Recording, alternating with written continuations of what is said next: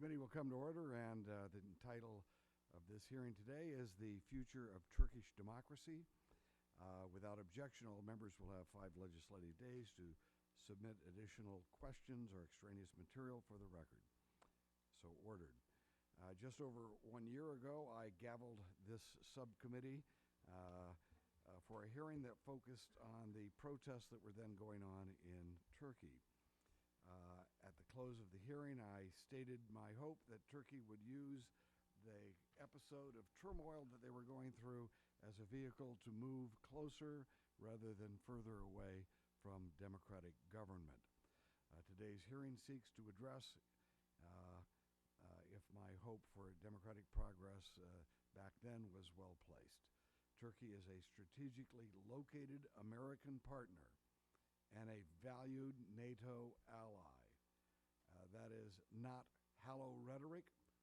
The fact is being demonstrated right now that Turkey is so important to us.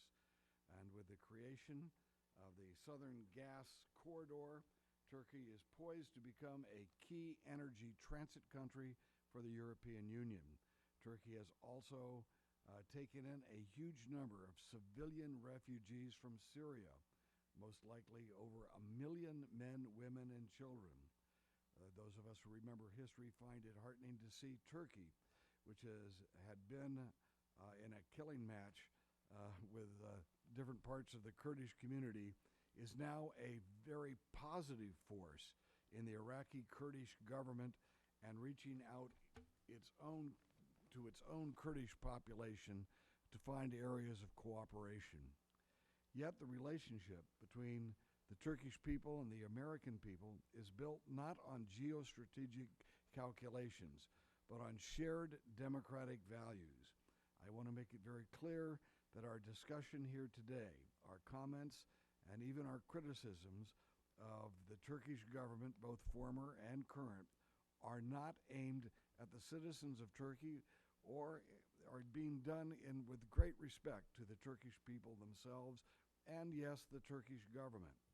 The people of the United States and the people of Turkey are friends, and nothing we say today, even though there'll be some criticism registered, will alter that fact. During the Prime Minister Erdogan's more than 10 years in office, he has led Turkey to tremendous economic growth, averaging more than 5% a year. Unfortunately, political freedom in Turkey cannot be measured by the country's level of economic prosperity. The Prime Minister has been, at times, intolerant of legitimate political opposition. The AK party has increasingly gone down a dangerous path, and when faced with tough opposition, instead of negotiation and compromise, the ruling party has often been intransigent and vengeful. Certain social media websites have been blocked, journalists jailed or fired, and the justice system politicized. Let me note that in May of this year, Freedom House downgraded Turkey's press freedom ranking to not free. Those of us who count ourselves as friends of Turkey, and let me restate that, I consider myself a friend of Turkey, cannot help but be alarmed by such reports. No matter what political party or leader comes to power in Turkey, liberal democracy is not possible if key civil society institutions, such as freedom of the press, do not function.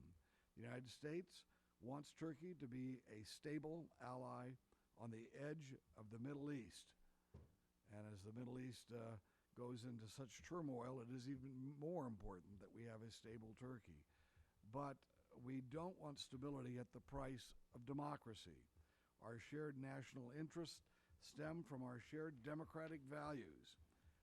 That is and must continue to be the bedrock of the relationship between Turkey and the United States. I would like to hear from our expert witnesses today their views on the state of democracy in Turkey and how the leadership of this Prime Minister has affected the freedom of expression, the media, the minority religious groups, and the economy.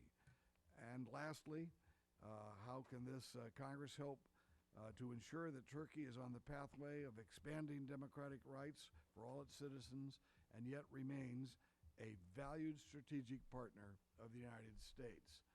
I would like to thank all of our members here and recognizing that we are blessed by having the chairman of the full committee showing a specific interest in this hearing, and he is with us today. And I would ask if Chairman Royce of the full Committee on Foreign Affairs has an opening statement that he'd like to make.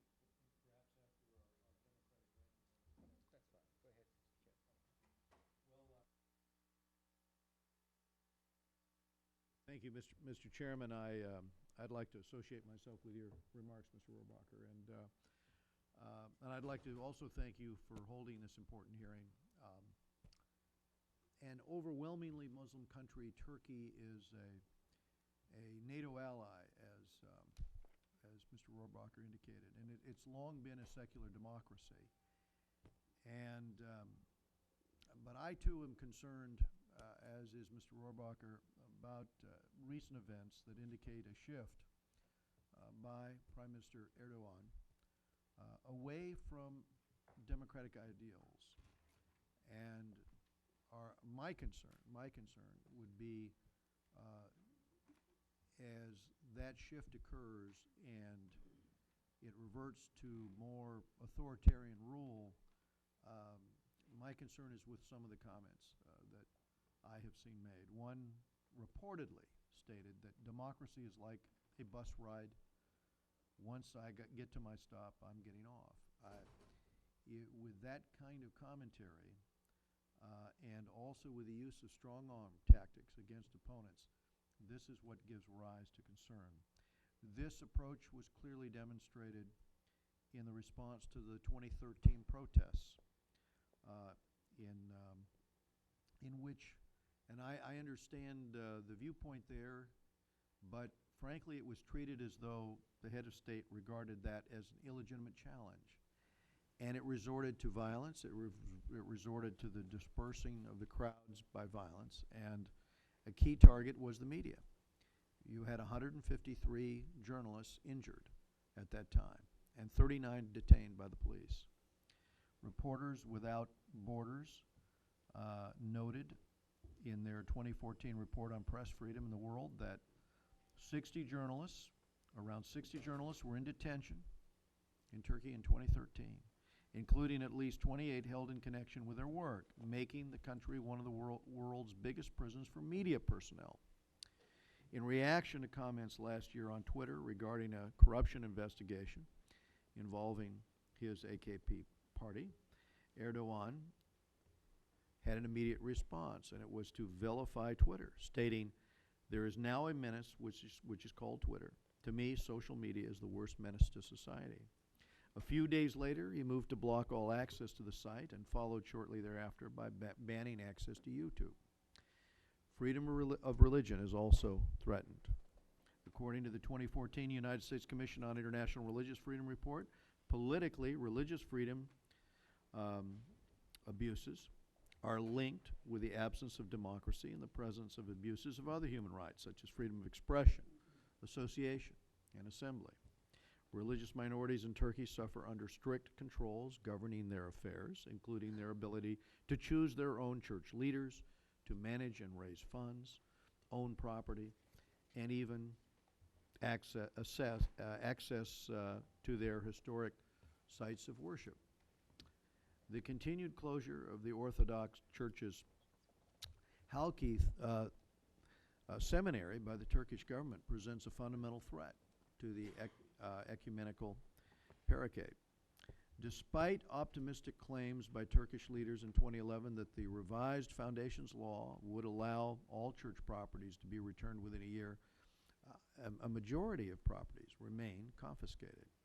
In many cases, the situation has actually gotten worse. Instead of returning them to their rightful owners, the Turkish Directorate General of Foundations approved the conversion of two Byzantine Orthodox churches previously expropriated by the Turkish government into mosques, and there is even legislation before the Turkish parliament to likewise convert the Hagia Sophia Church in Istanbul.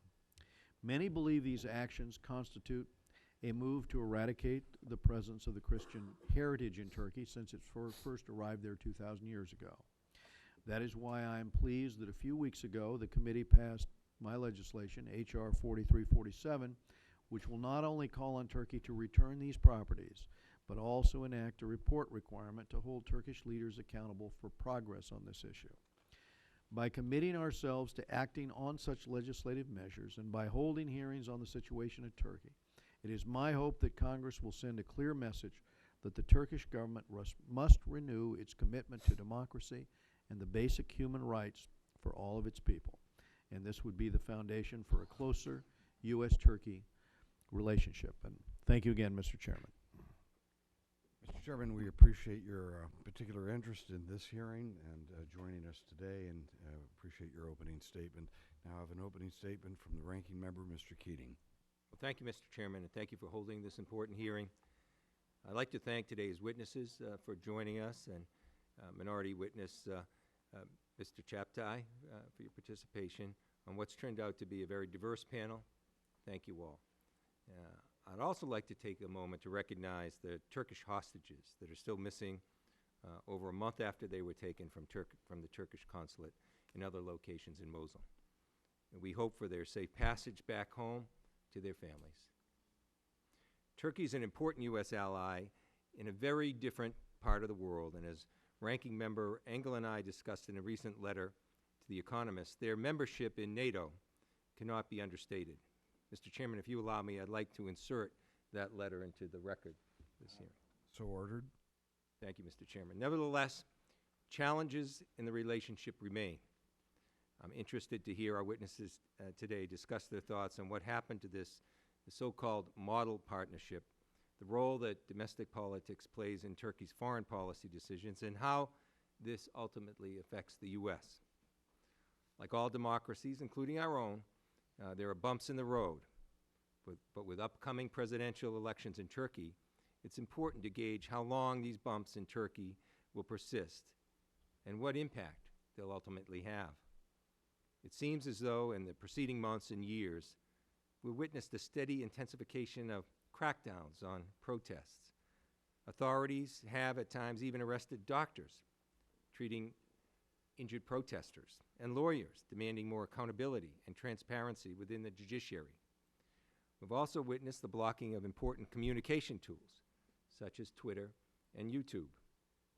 Most recently, many observers have raised valid concerns that the electoral dominance of Prime Minister Erdogan's AK party will result, as some observers argue, that in a Turkey that is now essentially a one-party system. They say that opposition parties can no longer voice, much less influence, decision-making. These issues take on special importance to Congress, not because we have any interest in meddling in Turkey's internal affairs, but simply because we represent hundreds of U.S. citizens of Turkish origin, American companies, as well as other groups who continue to be affected by these decisions and the overall instability that these policies create. The United States and Turkey are also dealing with serious issues of mutual concern over terrorism and extremism, which is bubbling up right at Turkey's border. As we weigh our own international budget priorities in Congress, we need to understand the role that Turkey's internal dynamics have on our own counterterrorism initiatives in the region. It's unclear to what extent Turkey's internal disputes have disrupted our cooperation in the areas of counterterrorism and mutual defense, but I doubt that there's been no impact at all. To cite just a few perplexing matters, in just the last few years, the top brass of the Turkish military, their first line of defense against extremists in the region, were imprisoned, then released. Weapons interdictions along the Syrian-Turkish border continue to occur, and allegedly recordings pointing to large-scale bribes between the Prime Minister, his family, party officials, and Iranian businessmen may have larger implications for our policy on Iran and sanctions. Our job in the subcommittee is to look into these incidents, their veracity, the implications that they might have for the U.S., and I'm happy we're doing so today. That being said, the actual resolution of these disputes and any attempt to mend long-standing fault lines based on religion, ethnicity or ideology can only be completed by the Turks and the Turks alone. I believe that Turks, through civil society engagement and diverse economic activities, can overcome many of the obstacles that the headlines are focusing on today. Great strides have been made to open up the Turkish economy, trade, and culture to others. This is a positive sign, as economic security and human rights issues are all interlinked, and I believe that one can propel the other in this case. I know that the administration, members of Congress, the vibrant Turkish diaspora here in the U.S., and the government and the people of Turkey all deeply value U.S.-Turkey relationships. Despite concerns about human rights, I'm encouraged by the many energetic discussions taking place in Turkey and their implications for the future of Turkey's democracy. And I look forward to hearing our witnesses and their perspectives on Turkey's future. For that, Mr. Chairman, I yield my time back. Did you have time to yield back? I did. 2 seconds. 2 seconds. And it is the intent of the chair to break after we have one more opening statement, and then to return here at 15 minutes to 3 to hear the testimony and to proceed with the hearing. Mr. Series? Yeah, for the sake of time, I'll just summarize a little bit of my concerns. I have concerns the way the government has been behaving. I share the comments that my colleague made. I'm concerned about the hard lines that seems to be taken all the time to the Cyprus issue. I'm concerned about the amount of troops that Turkey has in Cyprus. And quite frankly, I understand that they are a good friend, members of NATO. But at the end of the day, I think their behavior at least ought to be desired in some areas. So I thank you for giving me the opportunity to speak. Thank you very much. And this hearing is now not adjourned. It's in recess. There you go.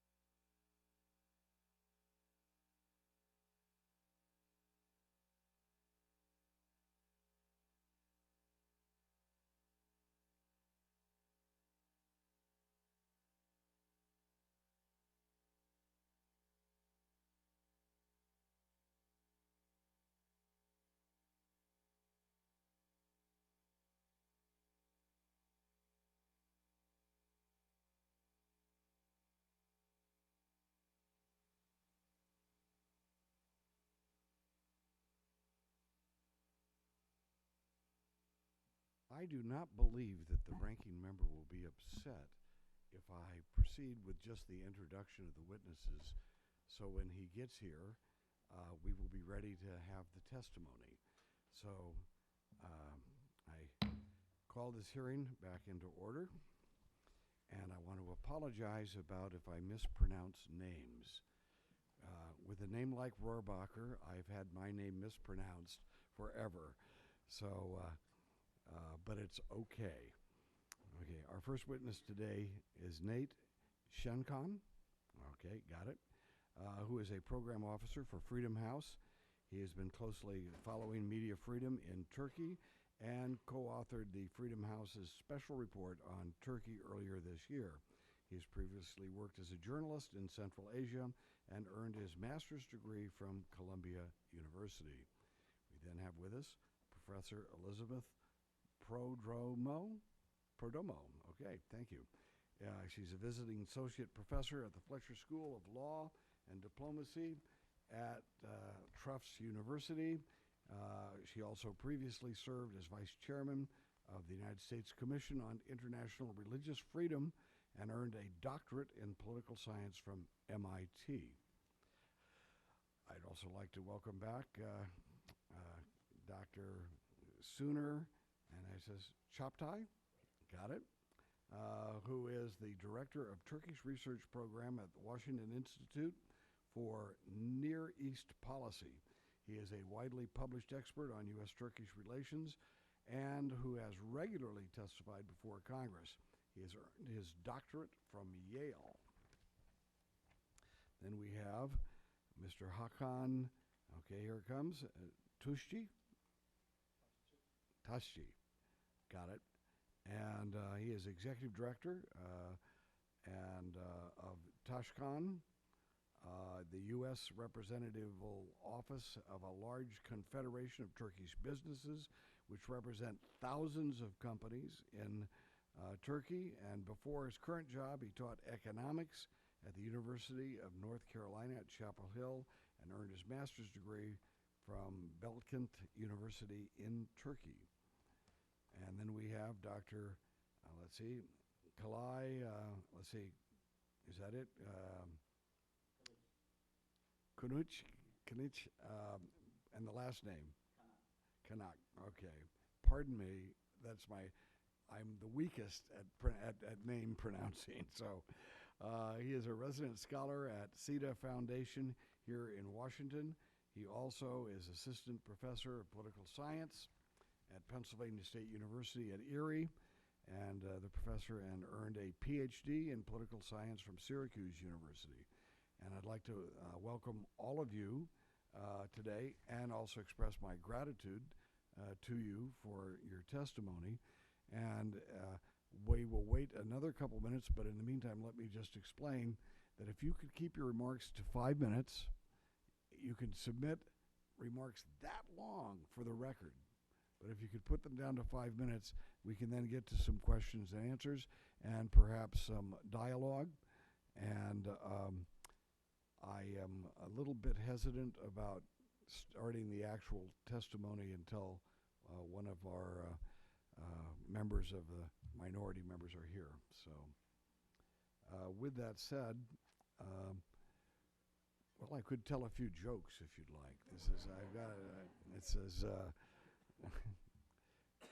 so you know about the story about the woman who set up an elderly woman who set up a pretzel stand outside of a large business. Well, it could be in Turkey for all that matter. And because it's a big modern business building, and every day a businessman would stop by and, whoa, you're never going to get to hear the end of this joke. With your permission, I'll finish the joke. He has. So every day he stops by and he puts 50 cents into her plate, and then he runs into the building. But he never takes a pretzel. This goes on for over a year. And finally, as he puts 50 cents into the plate, she grabs him by the arm, and he looks into her face, and he says, "You probably want to know why for a full year I've been putting 50 cents in your plate, but I've never taken a pretzel." She says, well, no, I just want to tell you, pretzels are up to 75 cents. All right, there you get it. And gratitude. I have already introduced the witnesses, and with your permission, we will proceed with the testimony. Thank you, Mr. Chairman. Thank you to the subcommittee for the invitation to speak today. My opening remarks touch on the most recent developments in 2014 affecting fundamental freedoms in Turkey. This is a summary of my full testimony. I think the statements of Chairman Rohrabacher, Chairman Royce on the Gezi protests captured well the sense that the government missed an opportunity to acknowledge the large minority in Turkey that was frustrated with its lack of voice in an increasingly majoritarian system. Since the time when the government halted the Gezi protests with police force in July 2013, the government has grown even more intolerant and dismissive of criticism. This tendency intensified following the corruption investigation announced on December 17th, 2013, which implicated leading members of the government. The December 17th investigation sparked a furious effort on the part of the government to suppress the investigation and the ensuing leaks. In this effort, the government has directly targeted the ability of journalists and others to access and disseminate information, and I would like to describe some of those key negative steps in 2014. First, amendments to the already repressive law governing internet services, Law 5651, which make it easier and faster to block websites and to determine the identities of internet users. Two, the complete blocking of Twitter and YouTube 1 week prior to the March 30th local elections. Although the Constitutional Court overturned both of these blocks after the election, they still violated freedom of expression and the right to access information, especially during a political campaign. Three, and the most disturbing development, is the new law granting special powers to the National Intelligence Organization, or MIT. The law entitles the MIT to collect all information, documents, or data from any entity in Turkey. It makes publishing information about the MIT punishable by 3 to 9 years in prison. It places the MIT and its employees outside of normal structures of legal accountability. This supralegal National Intelligence Organization is a grave threat to Turkish democracy. There also continue to be serious problems with freedom of association and assembly that I'll mention quickly. The prosecution, especially of members of Taksim Solidarity, the original organizers of the first Gezi Park protests, on the absurd charge of founding a criminal organization. Now, a few words directly on the subject of the panel, the future of Turkish democracy. Like most people, I expect Prime Minister Erdogan will win the presidential election in August, likely in the first round. Then his first priority will be to create de facto presidential rule, and then following the June 2015 parliamentary elections, a de jure presidential system through constitutional reform. A presidential system is not inherently bad, and Turkey needs a new constitution. But given Mr. Erdogan's with us or against us style of governance, I fear constitutional reform will be neither inclusive nor consultative. Mr. Erdogan sees himself as leading a revolution against elites and outside powers. And a revolution requires constantly creating enemies, real or imagined, who must be defeated. I fear Mr. Erdogan's presidency will sharpen divisions within Turkish society and further weaken institutions in favor of personalized rule. This will harm human rights and fundamental freedoms, and also the rule of law and economic management. If there is a slim silver lining from the last 13 months, it is that the US government no longer casts Turkey as a model democracy. For many years of AK Party rule, US policy towards Turkey ignored and overlooked highly visible problems with human rights, democracy, and rule of law. This exercise in positive thinking did not serve Turkey, and it did not serve the United States. The new frankness about Turkey's internal dynamics offers an opportunity for the US to make supporting Turkey's democracy a serious part of its policy planning. The European Union remains the best mechanism for the US to support the development in Turkey of effective institutions with checks and balances. Right now, Turkey's accession has lost momentum. The US has been committed to Turkey's EU membership, but primarily through rhetorical support to what is treated as an EU-Turkey process. The US should elevate Turkey's accession as an urgent strategic priority and create a high-level policy dialogue with the Turkish government in consultation with the EU to deploy US support where it is needed. A good, immediate step towards accession would be lifting EU member state blocks on opening chapters 23 and 24 of the EU Acquis on Judiciary and Fundamental Rights and Justice, Freedom, and Security. The best way for the US to support democracy in Turkey is by integrating democracy and human rights into the strategic bilateral policy relationship just as security and trade have been integrated. Thank you, Mr. Chairman. Thank you very much for your testimony, and we'll have questions and answers after everyone is complete.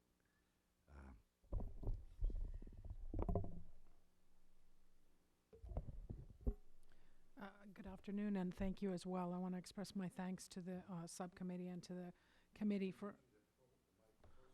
I'd like to express my thanks to the subcommittee and to the full committee for this hearing. Having served as a commissioner and vice chair on the U.S. Commission on International Religious Freedom, and also currently as a member of the Secretary of State's Working Group on Religion and U.S. Foreign Policy, I'm very heartened by the committee's attention to the matters that bring us here this afternoon. I'm going to begin by offering some general remarks and then some very specific data points that focus particularly on the issue of religious freedom and the rights of religious minorities in Turkey, particularly as these relate to broader questions of media freedom and democracy as a whole. The starting point, I think the best starting point is to reference the international human rights standards, such as the Universal Declaration of Human Rights and the International Covenant on Civil and Political Rights. Both of these unequivocally identify the right to religious freedom, freedom of thought, conscience, and religion as a universal human right. And that includes freedom to change one's religion or belief, freedom either alone or within community, in public or in private, to manifest a belief, as well as teaching, practice, worship, and observance. So measured within this context, it's fair to say, I think, that there have been some evidences of minor progress in Turkey during the period since the AKP was elected in 2002 when it comes to the rights of religious minorities in the country. I would say that the progress largely lies within the context of a discursive expansion in the form of far more public discussion of previous taboo issues concerning violations against the rights of religious minorities. And then the second is what I would call minor improvements, cosmetic and episodic in nature, that have been designed to loosen restrictions on religious freedom for Turkey's religious minority communities, largely regarding the rights of the country's tiny Christian community and very small Jewish community. And within this second category, we could include the 2011 property rights law and foundations. But even here, the progress has been very, very small. Only 23% of applications for return of properties have been accepted, and that means that 77% of applications for the return of properties to individuals and groups belonging to religious minorities have been arbitrarily rejected by the government. So measured against these small improvements, I think the real sobering picture is as follows, and that is that there has been a real failure to make any kind of substantive legal and institutional changes that would ensure that all of Turkey's citizens, regardless of what religious faith community they belong to, are seen as equal before the law.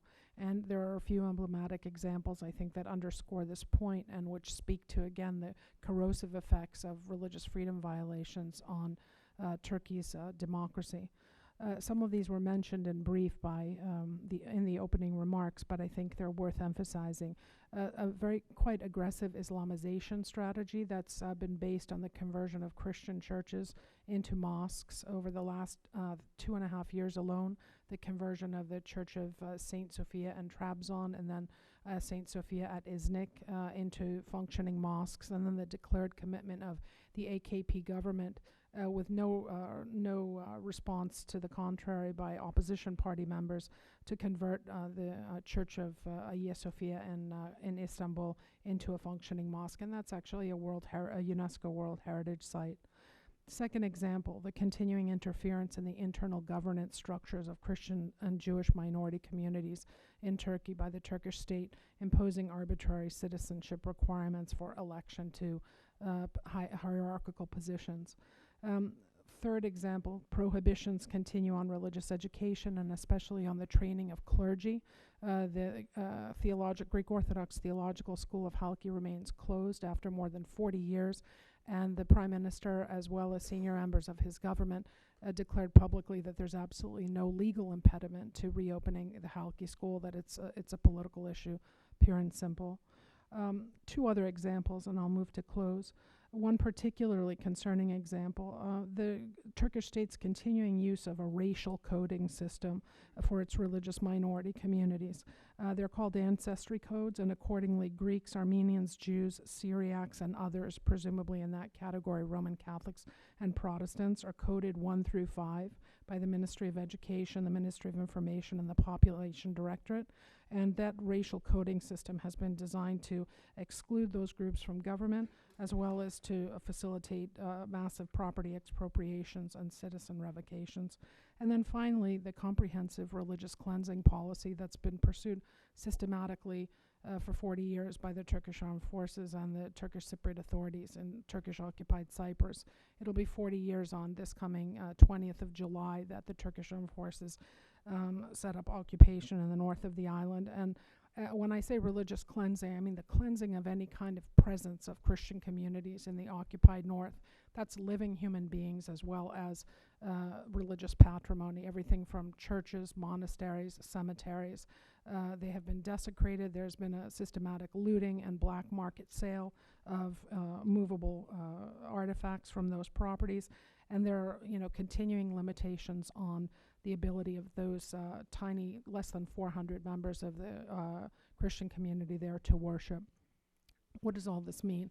All of this is very sobering, I think, for the direction of Turkish democracy. And as my co-panelists mentioned, I think there's every reason to be concerned about the immediate future. The move to a presidential system is likely to bode very poorly for religious freedom rights for minorities in Turkey. And also, concerningly, the secular opposition in Turkey has indeed been supportive.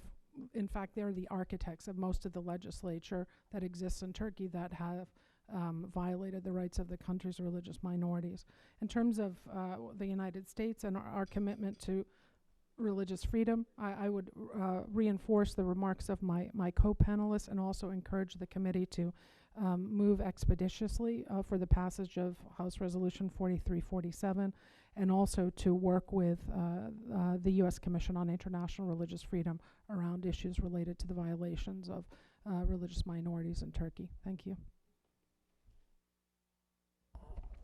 All right. Thank you, Mr. Chairman, and thank you, members of the committee, for giving me the opportunity to testify on developments in Turkey and their implications for U.S. policy. The following is a summary of my prepared remarks. Obviously, Turkey is an important country for us. It's a NATO ally, but it's also a country that borders vital U.S. interests in Ukraine, Russia, Iraq, and Syria, and therefore is an important partner to the United States with regards to U.S. policy in each of these countries. With these developments in mind, Turkey's long-term stability matters to the United States. In this regard, I think we have seen significant progress in Turkey in the last decade. The country has been transformed dramatically in the economic sense, rising as a stable and wealthy nation. The Turks have experienced a decade of prosperity when all of their neighbors went through economic and political downturn, and some even experienced war. And as a result of this transformation, Turkey now is even in a better position to be a prime partner for the United States, given its robust economy.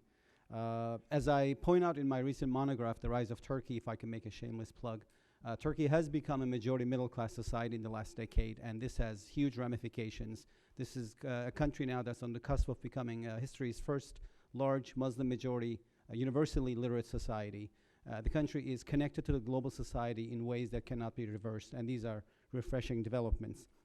There are also comforting improvements in terms of religious freedoms in Turkey, especially for non-Muslim communities. As my colleague, Dr. Prodromou, pointed out, the government has started restoring property belonging to church and synagogue foundations to its rightful owners, so far totaling about $1 billion of property. Obviously, progress has been made, and there's still progress that can be made, and I think we should encourage that process. These are key accomplishments for which Turkey's government, AKP government, and its Prime Minister, Erdogan, deserve credit. But I also have to add that there is a darker side to Erdogan's legacy, and that's when it comes to the issue of freedoms. Ironically, while Turkey has become more prosperous under the AKP, simultaneously it has also become less free. As measured by international indices, the country's record on liberties improved significantly when the AKP came to power in 2002, in conjunction with the country's work to qualify for EU accession. But then somehow it stagnated and then took a nosedive somewhere around the end of the last decade. According to the Freedom House, Turkey was, for example, ranked 58 out of 100 in terms of press freedoms, 100 being the least free, 0 being the most free. That was in 2001 before the AKP came to power. The country's record improved. In 2005, it went up to 48, but then it declined, hitting 62 in 2013. So the, in terms of freedom of expression, Turkey is worse off than it was before the AKP. Despite being elected through a democratic process, I think this is a party that governs in authoritarian fashion. It's intolerant of dissent and opposition, as we have seen most prominently during the 2013 Gezi Park rallies, as well as the bans on YouTube and Twitter. A second alarming concern, obviously, is Turkey's pivot to the Middle East. That's a concern for the United States, in the sense that this pivot has met challenges. Before the AKP, the Turks thought of themselves as a European country placed next to the Middle East. They were not from there, they just lived there. This perception was challenged by the AKP elites, who decided that the path to great power and influence in Turkey, for Turkey, was through the Middle East rather than Europe. And that pivot had turned out to be a miscalculation. A decade later, with the exception of the Kurds, Turkey has no allies in the Middle East. Not only that, it borders enemies from the Assad regime to ISIS, Islamic State. And among the many problems I think that Turkey's pivot to the Middle East has caused is ISIS. It's a grave threat. It wants to establish a Taliban-like state along Turkey's longest land border, 800 miles of border with Iraq and Syria. Nobody wants Taliban as a neighbor. Nobody wants Taliban presence in the Middle East, which suggests that Ankara, Washington, and NATO will work together against this threat, and this will cement a strong U.S.-Turkey relationship, and in my view, for years to come, because what is in Turkey's interest is in the interest of the United States. There are other reasons, I think, to be optimistic about Turkey's future. One is the rise of a middle class, which has grown as a result of the AKP's economic policies, and which is challenging its style of governance, and also the opposition Republican People's Party, which is slowly but surely turning into a liberal movement. Recently, the State Department awarded party deputy Shafak Pave with International Women of Courage Award, recognizing the party's commitment to gender equality and democracy. Turkey's trajectory, Mr. Chairman and members of the committee, points towards democracy, and the Turkish people need the European Union to drive further reform at home.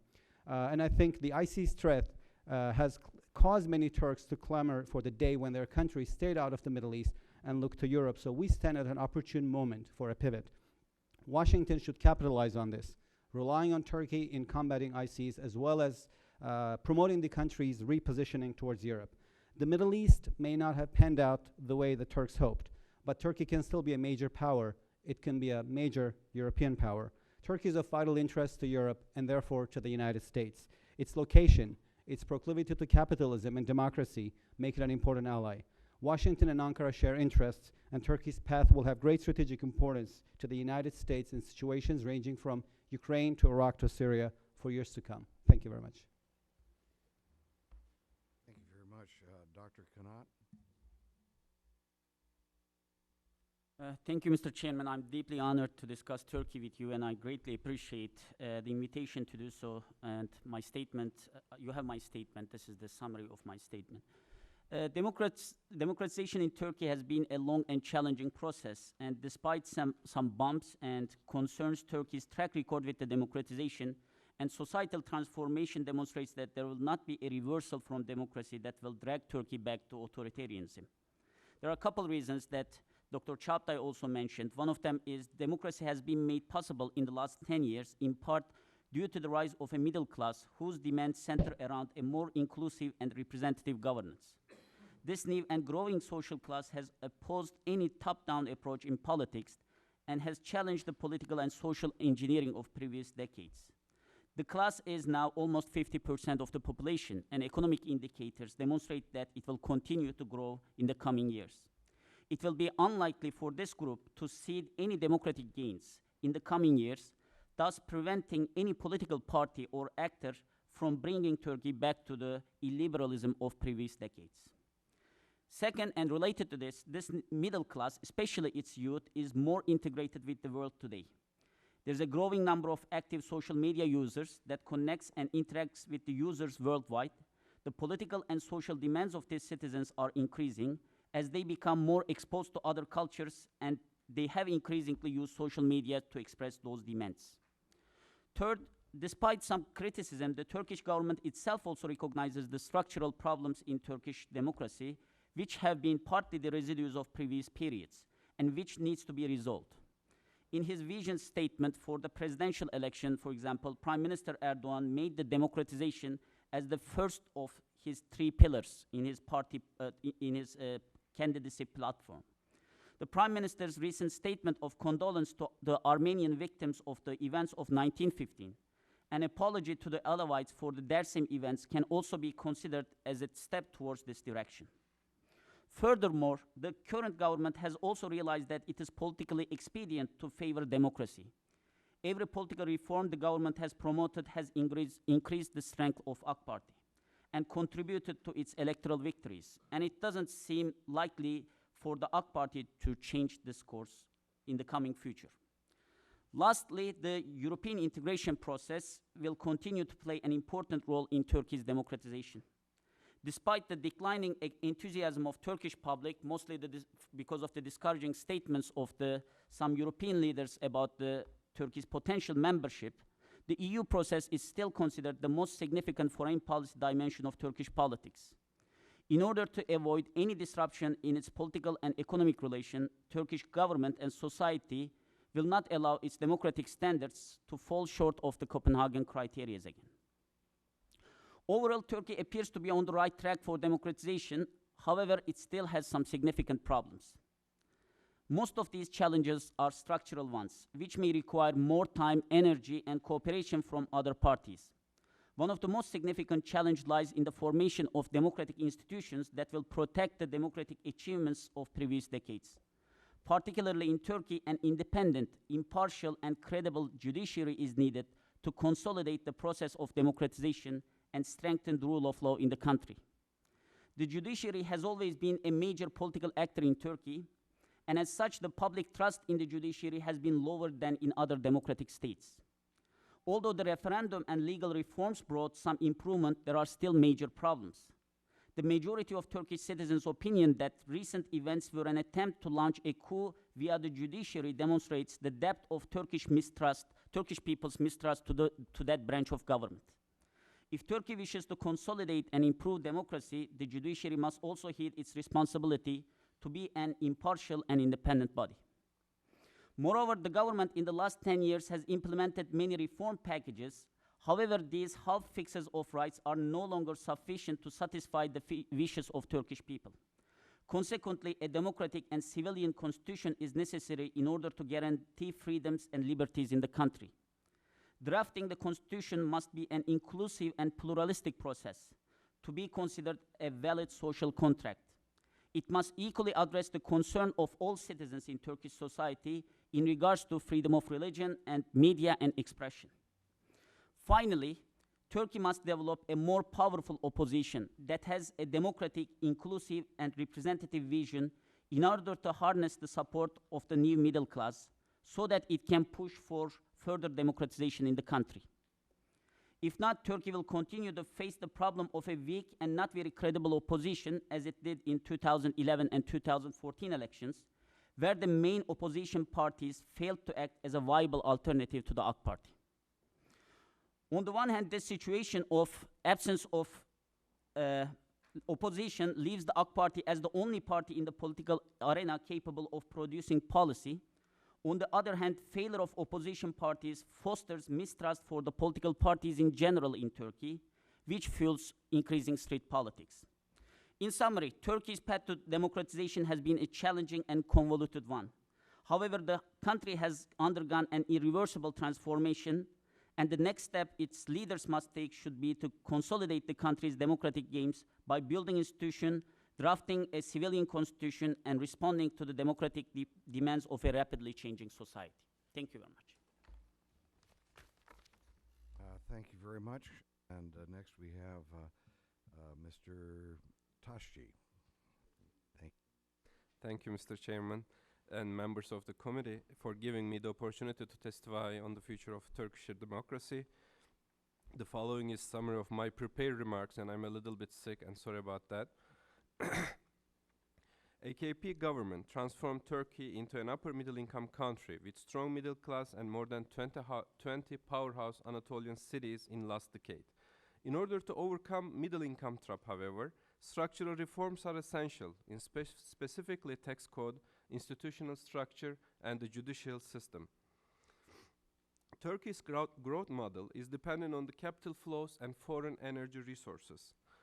And central bank policies, especially before the municipal elections, successfully control the exchange rate overshooting in Turkey.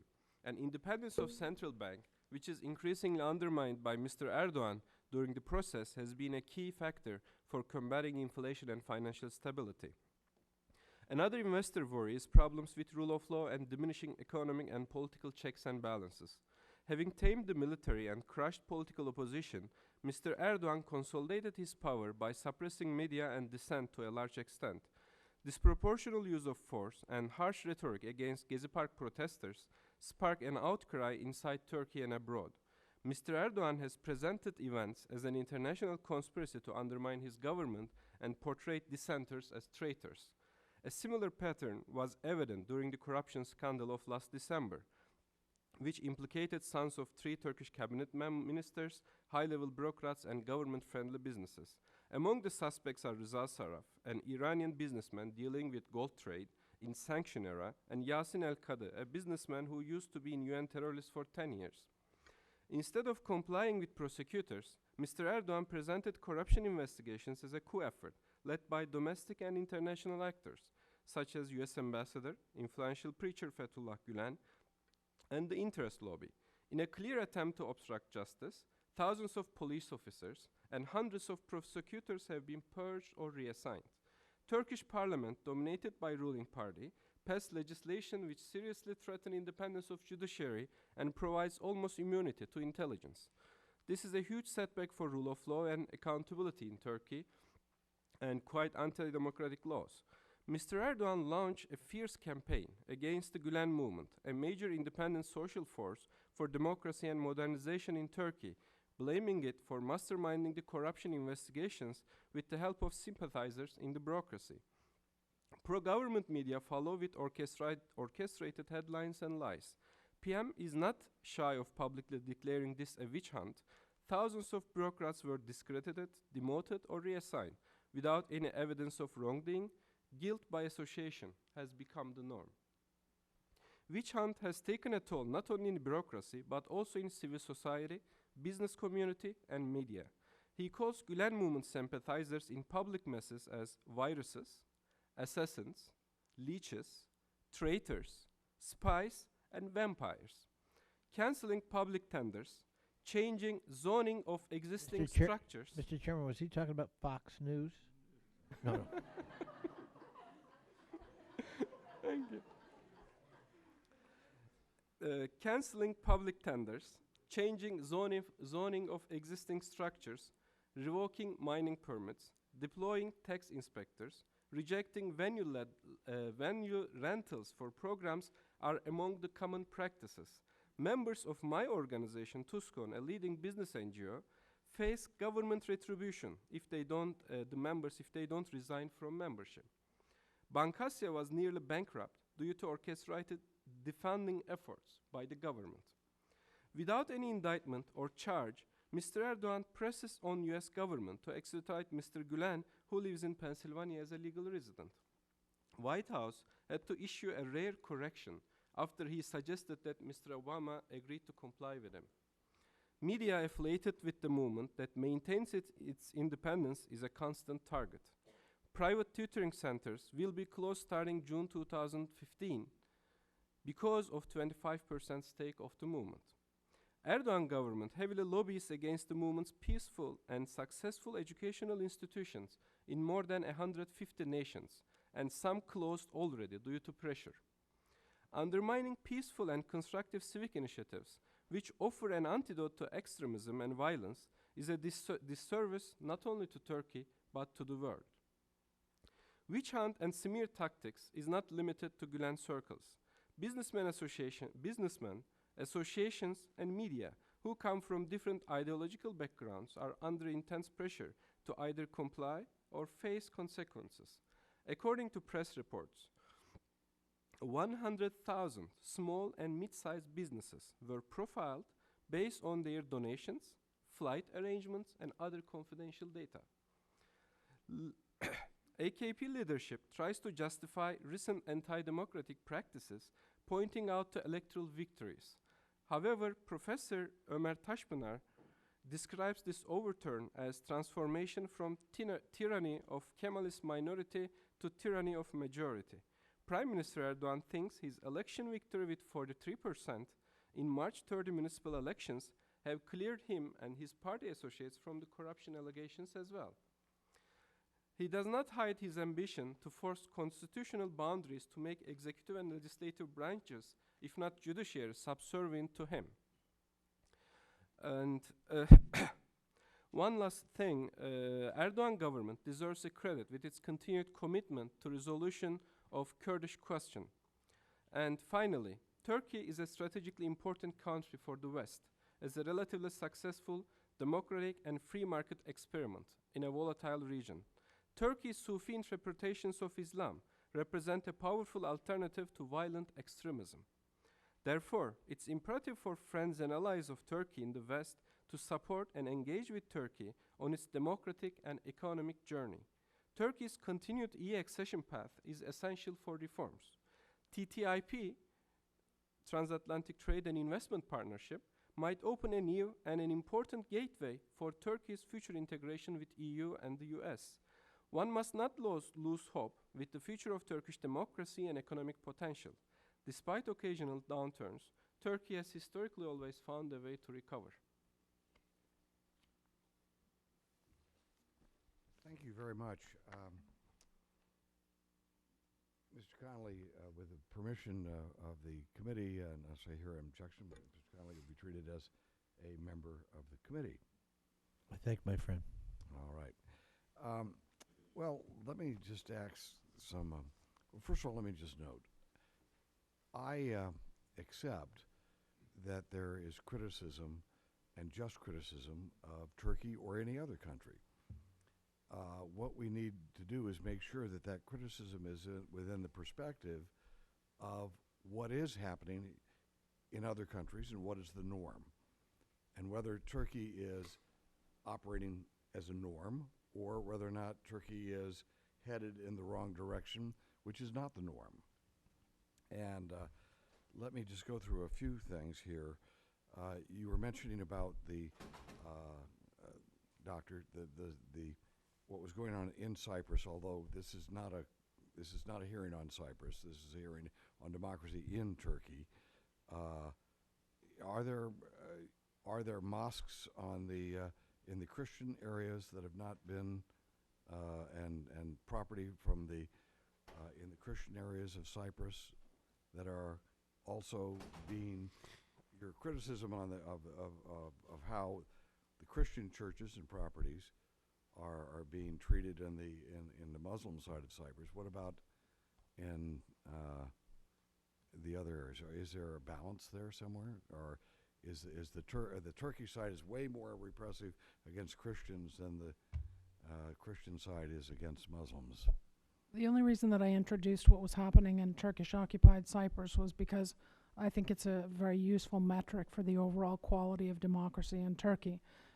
After all, the Turkish armed forces have absolute control over Right, sure. the northern part of Cyprus, and unfortunately there's a pattern in the occupied section of Cyprus that I think speaks to the broader pattern in terms of what's happened with religious freedom issues on the Turkish mainland. Well, to be specific, the specific question I asked, as your testimony criticized the activities going on in the Turkish areas with Christian properties,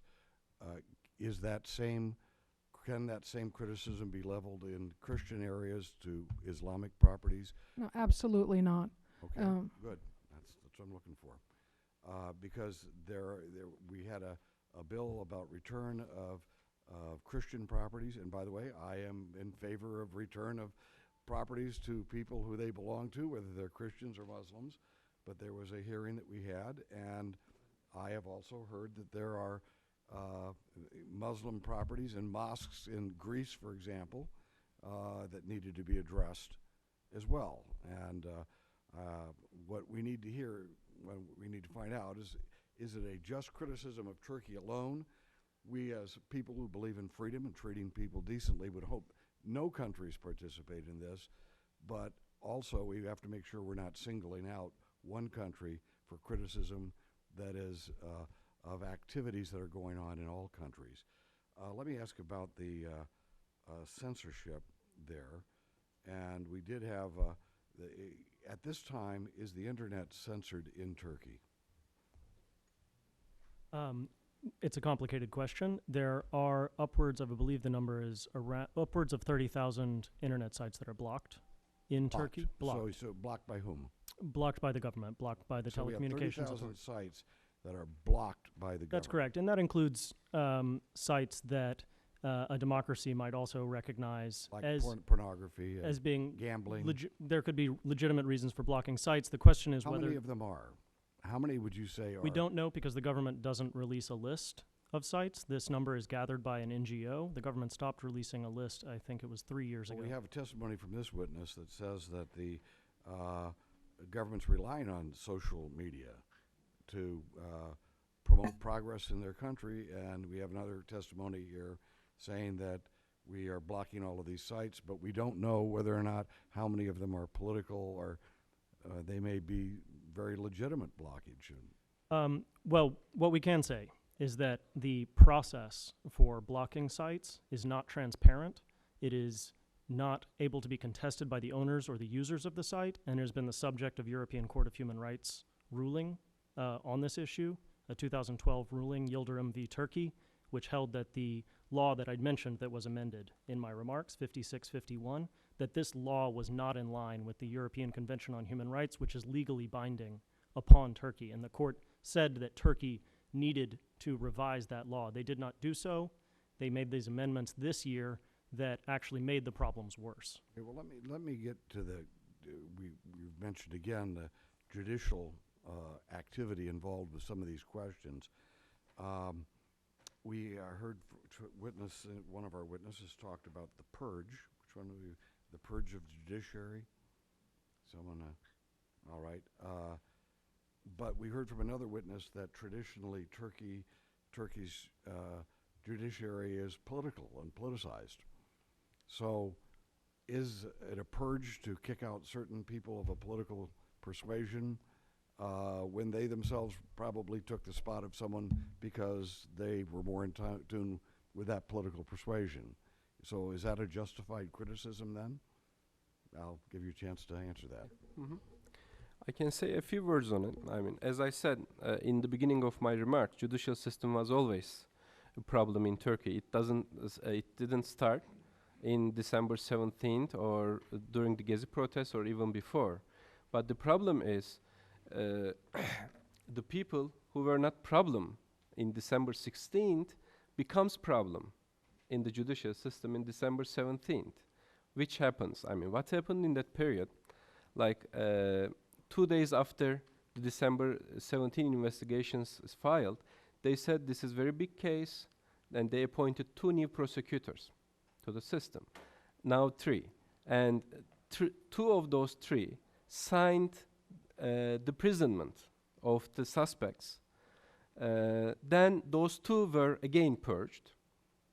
I mean, 3-4 days after the election. So this is not about the politics of judiciary or impartial behavior of the judiciary, and it becomes as a kind of, are you with me or are you against me? Well, Are you going to follow what I say? That leads to the question that Yeah. I've got to lead up to here, and that is, we have, look, we are Americans and demand a certain standard, and let me just say that I am not in favor of our government getting involved in the internet at all. I'm in for internet freedom, and but right now we're trying to assess democracy in Turkey, all right? And if indeed we've seen this type of politicization of the judiciary in the past as standard, to criticize Turkey right now on that is not necessarily a just criticism of this administration. Now, with that said, I'm going to let my colleagues have their chance, but I'd like to get a one answer from all of you, and that is, with the challenges or the problems that we are talking about right now, this is Turkey seems to be stepping back from the positive direction in democracy, etc., that we had all been so happy about 10 years ago and 5 years ago. Is this a problem with structure? You know, the judiciary has always been politicized. Or is it a problem with you've got a leader with an ego who is now exercising powers that, because of his own personal evaluation, it's more of a personal thing, because this happens to leaders around the world as well, I might add, that if they stay in too long, that's why George Washington stepped forward and said he's getting out after 8 years. By the way, and George Washington, I think, saved our country a lot of anguish because of that. Maybe after 8 years, people begin losing perspective when they've had so much power. So is it structural, or is it personal? Just give me what is it? Both. What? Both. Both. Okay. Doctor? It's both, but I think it's more deeply structural than personal. Okay. I think it's structural, but that's not the reason it should stay around. The argument that you always had problems with judiciary and media freedoms in Turkey, therefore problems today should be recognized, is anachronistic. Turkey is a European country. It should have European-style liberties, and justifying violations of freedoms of expression based on past violations is not an excuse. Let me just note, I never justify any violation of human rights. I didn't suggest. I know, but I accept that as the standard that you're mentioning there. Yes, sir. Structural. I think both. Both. Oh my. Well, thank you very much. I'll now turn to our ranking member. Thank you, Mr. Chairman. I mentioned that Turkey's in a very dangerous neighborhood, and we're all saddened by the news of the Turkish hostages in Mosul, and urge that they're released quickly. But this really poses a question in my mind, because there have been other reports that the Turkish government aids extremist factions in Syria, maybe not militarily, but with access to borders and medical help and other types of help. So how do you reconcile this, that in one sense the government has been doing this, reports are indicating, while falling victim to the groups themselves? Are the reports accurate? What would ISIS particularly target in Turkey? Why would they do that if they were getting this kind of help? And how are the Turkish people hearing about this, given some of the blackouts in communication that occur? So I just wanted to get into that, and I'd like to ask Dr. Chaptai first, and then Dr. Kanat. Thank you, Congressman. I think for a long time, Turkey's Syria policy was based on the following premise. Assad will fall and good guys will take over. Therefore, anyone who wants to go and fight Assad can do so, because when the good guys take over, they'll just sweep them away. That premise has proven to be wrong. And just as other premises of Turkey's pivot to the Middle East have produced problematic results. Assad is not falling and good guys are not taking over, so the policy of letting anyone and everyone go in is creating threats, long and short term for Turkey. And I think Turkey is now coming to grips with this conclusion that not only good guys are not taking over, but bad guys are laying roots in Syria. And ISIS attack on Turkey was unfortunate and rude wake-up call for many Turks who did not realize that this group had built an infrastructure in Syria, just as it was a rude wake-up call for us here in Washington. I think at this stage, Turkey having come to this realization, this actually puts Turkey and the United States on an alignment. Now Turkey does see a radicalization threat coming from Syria, which has targeted Turkey. ISIS, when it took over Mosul, also attacked the Turkish consulate in that city, took 49 Turkish citizens, including children and babies, hostage. And to this day, Turkey has not been able to release, secure their release. This is the worst hostage crisis in Turkey's modern history.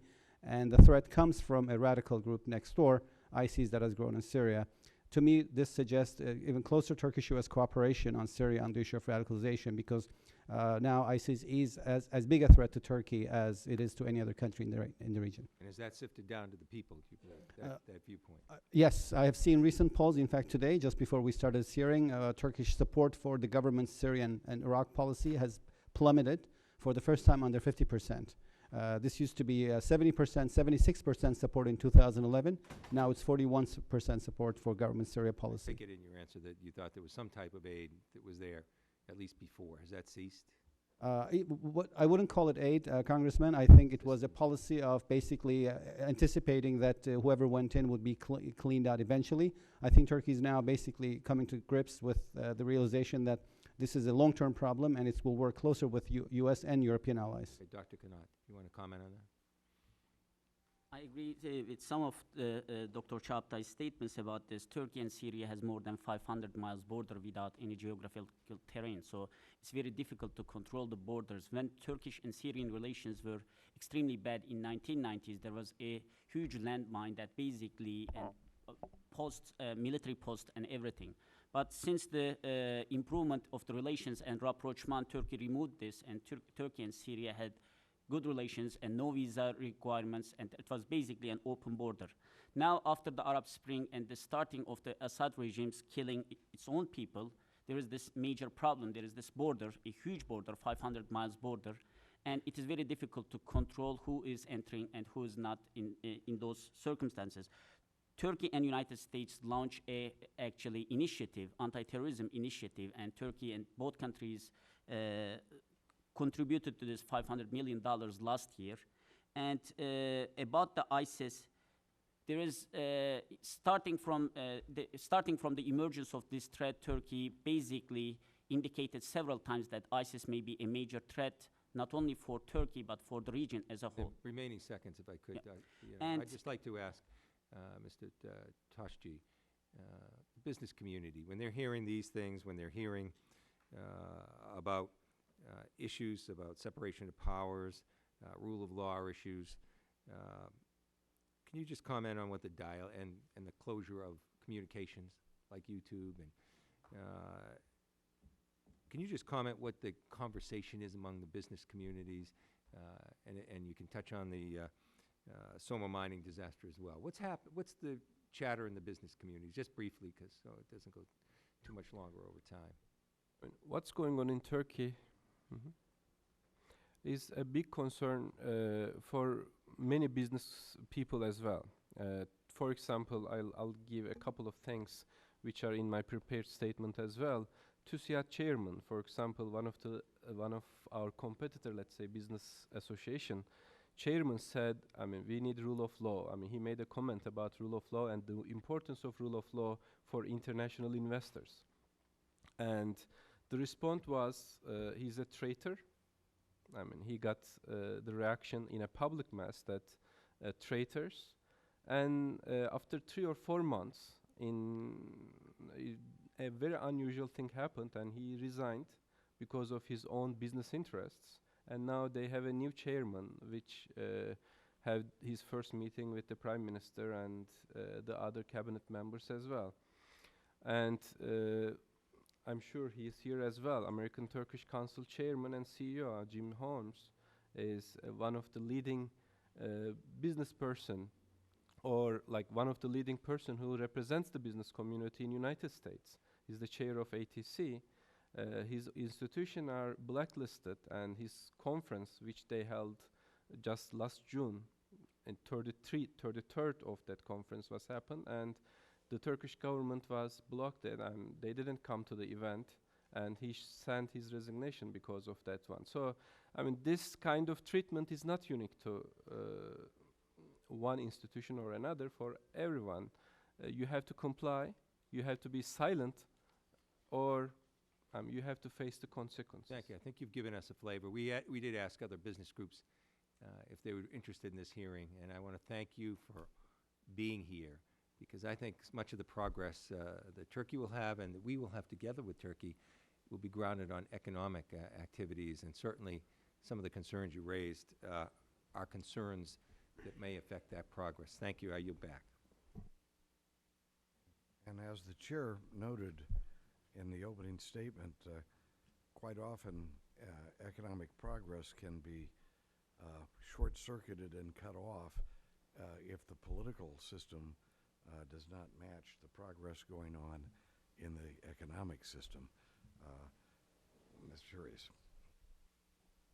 Thank you, Mr. Chairman, for holding this hearing. You know, I find Turkey almost like an enigma. A few years ago, they were poised to be one of the leading countries in the country. They were an example. Now I see all these pivoting back, more repressive, less democracy, concerns. I was just wondering if you see this because of the region they're in and their concerns all around them, or is there an excuse that they're using to pivot away from what I think was a democratic way? Nate, Mr. Thank you, Congressman. I think that Turkey has obviously suffered through a very difficult history of coups, of illiberalism, of a single-party period at the founding of the country. The democratic tradition in Turkey has been weak, even though it was a multi-party system after World War II. So you have this long history leading up to the rise of the AK Party, that the party came within that context. And I don't think the party has escaped that context. And perhaps we shouldn't be as surprised as we feel we are. But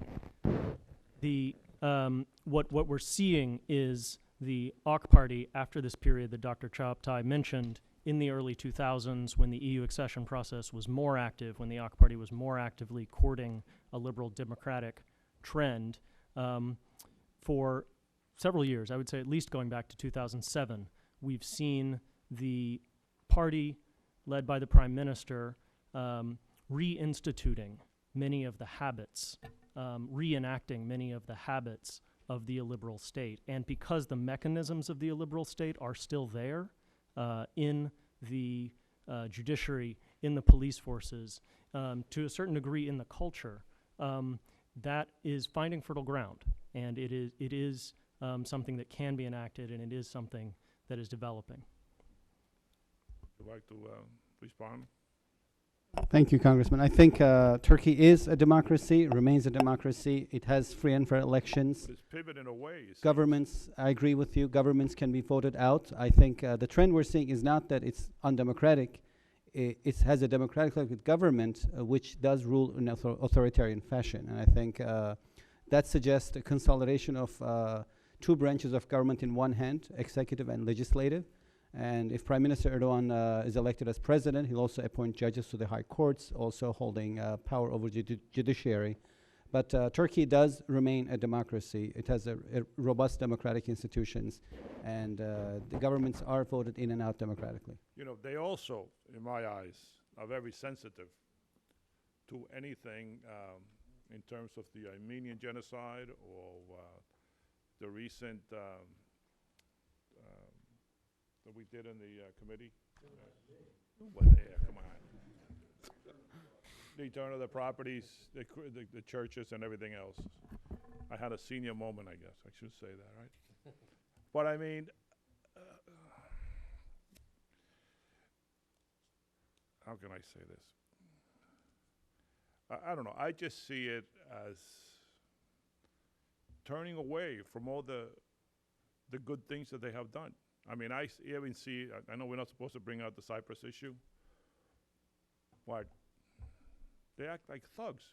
Even when you go and vote here, you feel like you're voting with a Turkish sword over your head on any of these issues. I mean, if you're going to be a country of 75 million people, you're going to be a world player, you got a great history, you know, you have to be more understanding that you can be a thug. And I just feel that's the way they behave in many ways. And I don't know whether those are growing pains or it's just in the culture. You know, maybe it's the history. But if you want to be a player, you want to be part of the European Union, you know, you have other ways of dealing with many of the issues that they seem to go to war on it. As an historian, if I could respond to your dilemma, I followed the reaction to the passage of the resolution in Turkish media in Turkish, and I think the reaction was not so much anger at the passing of the resolution, but the fact that Turkey has made some progress in restoring, for example, property belonging to synagogue and church foundations. After passing a law in 2011, it hasn't restored all property. It has restored property totaling about $1 billion in value. So I get all that. Yes. I understand all that. But if you're going to say something negative about a country, Right. you know, look at say about the United States. I mean, we're like the evil empire. Everybody criticizes no matter what we do. But if you want to be a role player in this country, you want to be in this world, you have 75 million people with all this history. I just find it, for me, perplexing. And maybe I just don't know enough about the history, and I am, you know, now not being accurate. Thank you, Chairman. Thank you. And Mr. I thank the chairman, and I thank my friend, the ranking member, as well, for allowing me to participate. And well, first of all, I would say to my dear friend, Mr. Sirius, I'm not sure much is achieved by referring to the Turkish government, a NATO ally that's been there by our side for the entirety of the Cold War and since, as a thug. I just don't think that's helpful. I also think it's not true to history. And I'm not setting policies. I know. And I would just say, with respect to Cyprus, actually there's a lot of good news coming out of Cyprus recently, finally, and we want to encourage that. We want to be careful about that because the two sides are talking, and there's actually movement and some sense of hope, and I would hope Congress would encourage that. I would also say, well, I certainly appreciate this hearing. I don't know how often we have a hearing on a fellow European country, a member of NATO, to investigate how they're doing in their internal political process. And if, I might even have some candidates for us to consider if we're going to extend the list. Turkey's a work in progress as a democracy, so so are we. And I would never justify the crackdown on the press, freedom of religion, freedom of expression, but imperfect is not the same as being hopeless and retrograde and autocratic and authoritarian and oppressive. And one of the concerns I have, quite frankly, in our full committee is sometimes that gets lost in our rhetoric and even in our actions. And we want to encourage Turkish democracy. We want to encourage a secular Muslim society in Turkey. We want to encourage Turkish membership in the EU. We need to get over biases, historical problems. Turkey has to come to acknowledgement with some of its past, as my friend from New Jersey has indicated, but so do others. And we need to deal with the Turkey of here and now, not of the Turkey of 100 years ago or 200 years ago or 500 years ago, for that matter. Some of us are still hung up on Constantinople. But we have to deal with what we're dealing with here and now. And so none of that's to excuse behavior that looks like, to your point, Mr. Sirius, a regression. And maybe it's structural, and maybe it's personal, and maybe it's both. We've got a government that's been in power for quite some time and frankly doesn't have much political opposition that's viable. That's always a dangerous situation for any democracy because we get complacent, we get arrogant, and the like.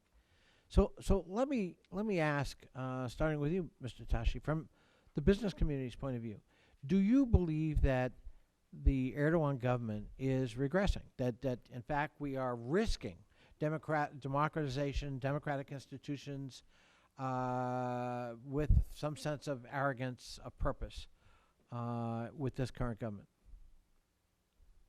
Good question, Mr. Congressman. Hard to answer, but I'll try to be as precise as possible. I mean, this is I'm talking about one person and the problems with one person, and does not necessarily the problem is the problem of everyone in that sector, or everyone who supported that party on other kind of people. And you may be having problems on one side, like the one that I mentioned about the Gülen movement and other kind of things, but you may have very progressive and very kind of good policymaker when people are on your side. So I mean, that's a kind of different approach compared to like Chinese type or like Korean type or different types of countries. I mean, definitely Turkey is a democracy. Turkey may be liberal democracy, or maybe it's like majoritarian democracy. I mean, you may call it any way you can, but we have free elections. It's fair, questionable. I mean, does the government power is used to, I mean, to enhance and improve their own networks and success? I think there may be some legitimacy on that one. But in general, I mean, it's going to be very harsh to say it's not bad. If I may, Mr. Chairman, could I ask Mr. Schenken if he wants to respond to that as well? Yes, thank you. Yes, there is a regression underway. This is being documented by Freedom House. It's being documented by other human rights organizations, by journalists on the ground, by international journalists. This is a major subject of discussion for everyone who is following Turkey closely. We're seeing the regression in all areas of fundamental freedoms. We're seeing it in freedom of expression. We're seeing it in freedom of association. We're seeing it in freedom of assembly. And I want to stress that, just to anticipate the counter-argument that I'm sure the congressmen have heard elsewhere, that this is nothing compared to what it was like in the 1990s or in the 1980s under military rule or during the dirty wars.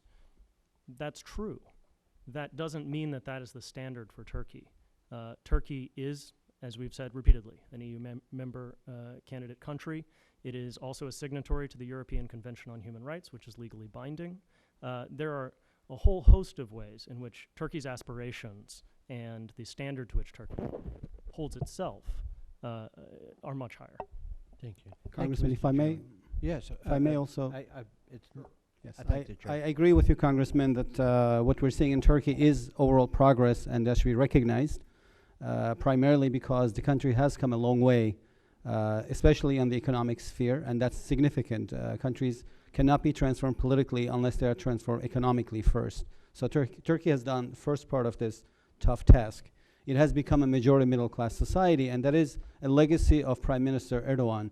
If, as my colleague here, Dr. Kanat says, Prime Minister Erdogan does commit himself to drafting a liberal democratic constitution for the country, he will also go down in history as the person who has transformed the country politically. He has not done that so far, and I think given his political record, it's possible to expect that that political transformation is probably not going to come from within the governing party, but from a liberal opposition that has been building in Turkey in the last decade, primarily because of the AKP's successful economic policies, which have produced a majority middle-class society, which now demands respect for individual liberties, freedoms of expression, media, association, and assembly. This was the tone of the Gezi Park movement, and I think it is going to stay around in Turkish politics.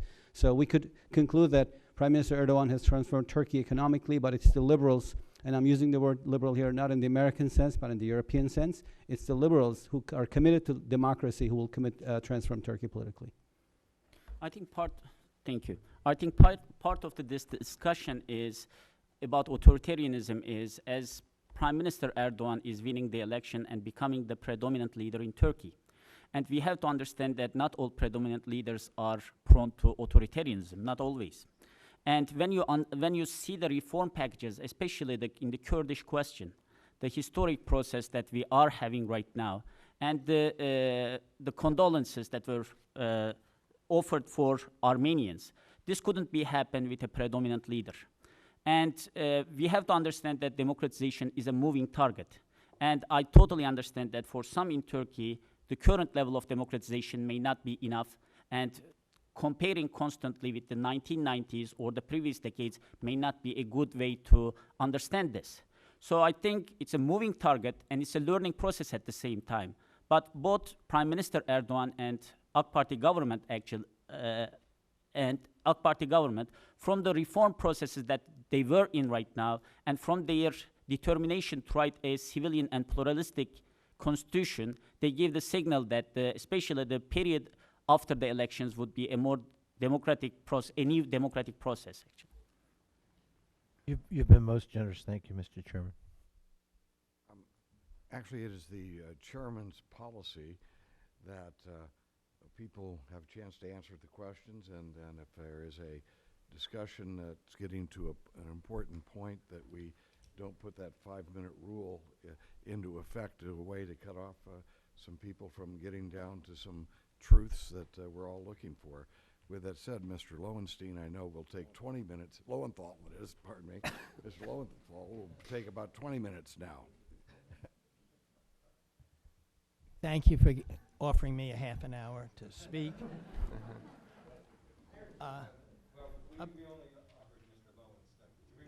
Thank you, Mr.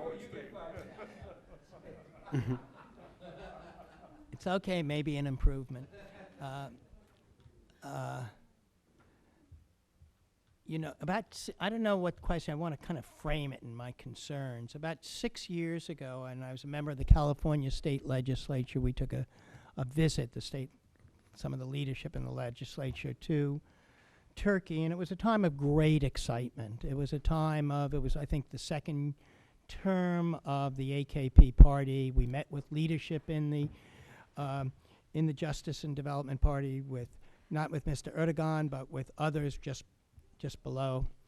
And it was a time where there was a great change there. You know, at that point, as I understood, you know, Turkey had a history of every 20 years or so a military coup.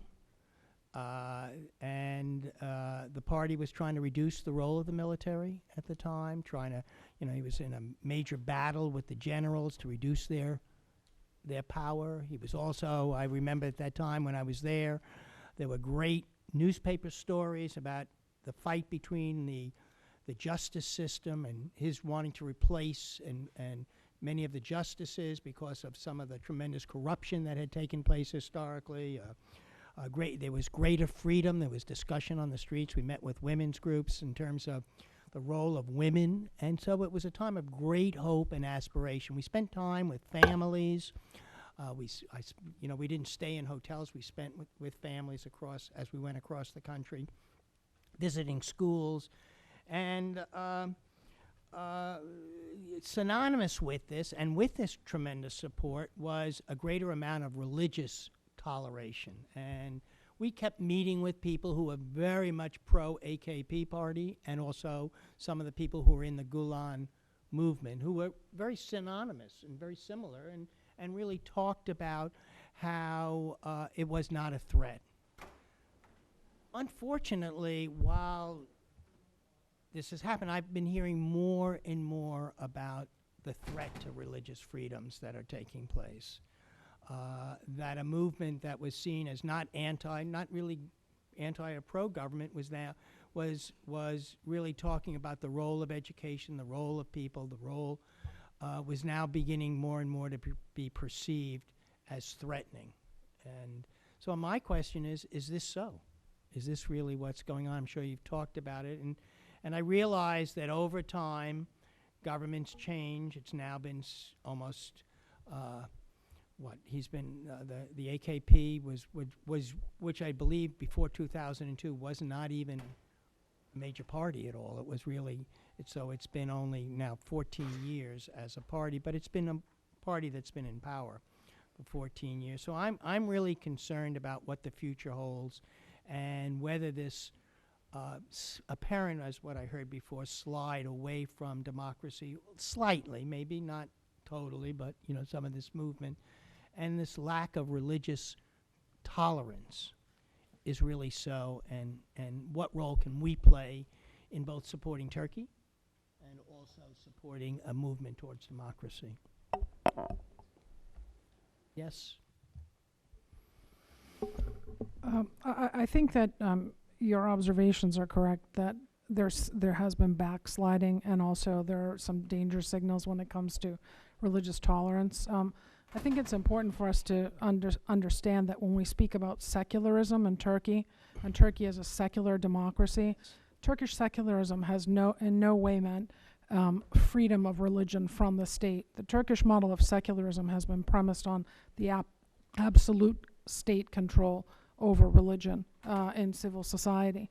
And I think that's a very different understanding of secularism, and therefore leads to very different kinds of consequences with religious A lot freedom. of these schools that we visited were set up by people who followed the leadership of Golan. Has that been seen as a threat, that now they're educating children in a different way? I just wonder if the threat is that people, although in my impression was Golan was this movement, when we talked to it, was not anti the government at all, but yet it was pro-education, pro-parental involvement in the schools, tremendous change in how the schools. Is this being seen as a threat to Turkish or centralized control over both education or religion? Turkey, the initial collaboration and cooperation between the Gülenist movement and civil society and the AKP party has been well documented, and I think that... And it was that you could feel it when you were in the country. And the expansion in tolerance for Islam in the public sphere for Turkey's Muslim population has been significant, and I think that's a function initially of the cooperation between the AKP and the Gülenist movement. That kind of expansion, however, in the public presence of the Sunni majority population has not been matched by an equal expansion and tolerance for example, the 20% Alawite population in Turkey, and it certainly hasn't been matched by increased tolerance for non-Muslim minorities in Turkey. And I think another piece of this discussion that needs to be addressed is the rising anti-Semitism that we have witnessed in Turkey over the last decade. In particular, the kinds of public statements even this morning by Prime Minister Erdogan regarding the interest rate lobby, the Jewish lobby, etc. That's led to, I think, a generalized societal intolerance for non-Muslim minorities in Turkey, including the Jewish community. Circling back, though, to the Gülenist AKP relationship, again, I think that the initial liberalization that allowed for greater public presence for Islam in Turkey was driven by the Gülenist movement, but with the cleavage now between the current government and that movement, I think we're beginning to see a backlash. Congressman? Very quickly. Yeah, a short comment on that. I think the greatest achievement of the AKP in democratization was loosening the grip on identity, on who could be a Turk, who could legitimately be a Turkish citizen. As my colleague said, though, that was done primarily for the purposes of liberating people to be conservative Muslims in public. It did have an effect, though, across society, and Turkish identity now is much more flexible and much more open, and that is a very positive development. The biggest question now in this regard is, under President Erdogan, will a new unitary identity start to be established and start to be enforced? And that is probably the most frightening consequence that could come out of the consolidation of power. Thank you. On the issue of the rights of and religious freedoms of non-Muslim communities, as someone who has often gone on the record to criticize the government's record on liberties, I have to disagree with my co-panelist, Dr. Prodroma, that the government has actually done well on the religious rights of the non-Muslim communities and improved significantly.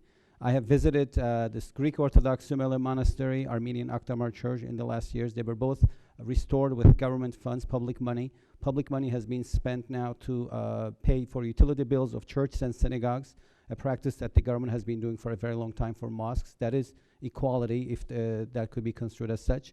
On the broader picture, Congressman, on your question of Turkey's direction on religion and state, I think there are, broadly speaking, two practices of organizing the relation between religion and politics. One is the European system, which is freedom from religion in education and politics, and the other one is the American system, which is freedom of religion in education and politics. Turks for a long time practiced the first under Kemalism because they were Europeans. This was laïcité. This is how the Europeans do it.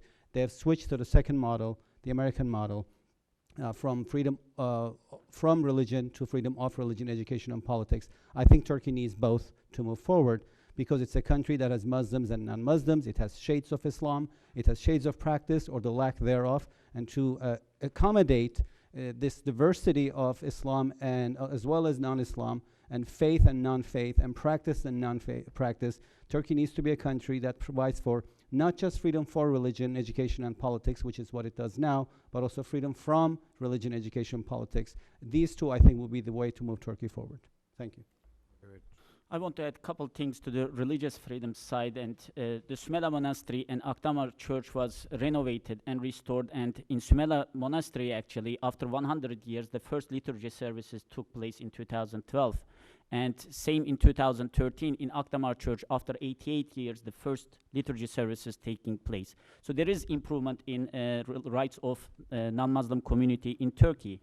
And one more thing I want to add about the press freedom. We have to understand that when we are discussing press freedom in Turkey and censorship, there is a plurality of newspapers in Turkey. Actually, there are around 40 newspapers in Turkey with the total circulation of 5 million.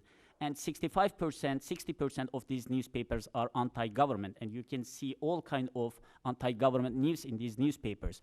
The problem is none of the newspapers has the pluralism within them, so they become almost homogeneous entities, and firing journalists, I think, would take place in anti-government newspapers as well. For example, if you write a pro-government column in one of the newspapers, anti-government newspapers, you would probably lose your job immediately. And because of that, I was mentioning there's a deep structural problems to understand the press freedom in Turkey and to provide any kind of solution for this problem. Thank you very much. Thank you, and we have one last comment, but let's just note that there are journalists here who lose their job because they're not towing the line of whoever management is in charge as well. We're going to let you, you want to make one comment on that? Then we'll go there. Thank you. If I may, to respond on the press freedom issue, as it's a special focus, I think there's somewhat of a simplistic understanding sometimes of what it means to not have freedom of expression in a repressive environment. It is not that one makes a statement and then a piano falls on you or a trap door opens and you disappear through the floor. What happens in Turkey, what happens often, what happens dozens if not hundreds of times, is that people are fired for speaking out, for criticizing the government. They are fired through direct government intervention, from government officials with newspaper and media owners. We know that this happens. This has been confirmed. They are also sued. They face criminal and civil defamation suits. They are even sent to jail for certain kinds of reporting. That is a very significant point to make in reference to the point was made. Finally, last one answer. small thing I would like to add, like you asked what happened suddenly with this Gülen movement and then AK Party and thing. I would like to say one thing about it. I think you are right that there was a heavy support and religious movements or religious ideologies, all sects in Turkey, like seen by AK Party as their own garden. And especially after 2011 elections, when they have that vast major 49% of election victory right after the referendum, they feel like it's time to control the religious area as well. But movement is an independent, just like the other ones as well. So movement stays independent, becomes independent, and that makes it government a little bit troublesome. A civil society force, which is very organized, loosely in several fronts of the community, educational institutions, dialogue centers, etc., but they cannot be controlled. You cannot tell them what to do. So monopolization of this religious domain also become an important factor for this separation. For example, other movements have the similar problems. Nur movements, for example, they have their own books, and now government is publicizing that book's publication. So, I mean, they don't have the right to publish their own books that they read, but the government institutions have to publish it, and it's going to give the books to them. So the control and controlling everything is the main sense and is the main reason, I can say. All right. The chair will now ask the ranking member if he would like to have 2 minutes to summarize his views on the hearing today, and then I will make a 2-minute summary as well, and that'll be it. Thank you, Mr. Chairman. Even our own members have asked, why we're having hearings, why Turkey, why not other countries. We touched upon the fact that over the last short period of time, Turkey has become much more influential in the world. And Turkey, I believe, has the opportunity to become even more influential in the world. So their policies, now that they are in this position and have the potential to move further, their policies now go beyond their borders more than they did before. And they have influence beyond their own borders more than before, including the United States. Turkey's our strategic partner, and we want to keep it that way. The U.S. has an interest in Turkey's democracy becoming stronger. The U.S. has an interest in Turkey's economy becoming stronger, and we should do whatever we can to help keep that progress moving forward and not backwards. And that's something that I think most of us, I think all of us can agree upon as we look at this hearing. There's a lot at stake. There's a lot of progress. There's a lot that can be done to help the region and the world. We're very attentive to Turkey, and we're very attentive to things that aren't moving in a direction where our own interest, Turkey's interest, in fact, European interest and world interest can all be benefited by that. I yield back. Well, I'd like to thank our witnesses. I hope that you were able to make the points that you needed to make, and that we got into some areas of discussion that I think are important. That's the purpose of these congressional hearings, is not necessarily to come to the ultimate conclusion, but instead to make sure that people are discussing issues of significance. And you've given us a lot of food for thought today, so I appreciate all of you for testifying. Let me just note that from the Chairman's perspective, some cultures I can't accept criticism very well. One of the great attributes of Americans is that we generally can take criticism. In fact, when people are saying, you're doing this wrong or you're doing that wrong, we usually think of it as a good suggestion. Let's go take a look at it. Maybe we can correct it. And over the years, we've certainly had our share of maladies and sins that we committed against our own people, and with the open system. And we didn't always have a free press here, and we had a freer press than in other places of the world. But you did have people who were in various parts of our country faced physical retaliation if they said something bad about the Ku Klux Klan for a long time. And but we basically are a country now that when people criticize us, we're able to accept that. I don't think that the Turkish culture is the same as the American culture in this regard. And that's why when we hear, when people want to talk about what happened in the Armenian genocide, the Turkish people then think it's a personal attack on them, even though this is something that happened about 100 years ago. And certainly, if someone started going through the sins that we committed against the American Indians or against black Americans 75 years ago, we wouldn't probably have the same sensitivity to it. We just say, well, we tried our best, and if there's still some remnants around, we're going to try to make it better even more so. So we have to understand that about Turkey. That's part of the culture. Today, our intent was not just to offer criticisms, but to understand what's going on and to perhaps communicate with our friends, and all the Turkish people are our friends, that we've got some concerns that over the last 10 years, we were very joyful that things seem to be going in the right direction. And now there's some indications that it might not be going in the right direction. And that's not to say that it's worse off than it was under the Ataturk regimes that took place for so long, but that there are reasons, there are trend lines. I will just say this, that when under Ataturk and that regime, young women in the universities were not permitted to wear headscarves. And some of my friends, when they permitted women to wear headscarves at the university, came to me and said how horrible it is to see there's a radical Islamic regime there. They're allowing women to wear headscarves. No, it's when women are mandated to wear headscarves that the line is crossed and that we should be concerned. So there are some areas of concern that we should have about freedom of press and making sure that people who demonstrate are not incarcerated and et cetera.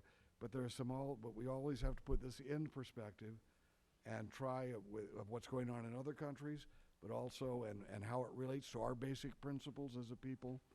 And again, the last point is we should not forget that the Turks have stood with us for so long and so through so many trials during the Cold War. We need to keep them as our friends, and we need to offer our criticisms, not as criticisms, but as suggestions of how they can improve things and get things on the right track. With that said, this hearing is adjourned.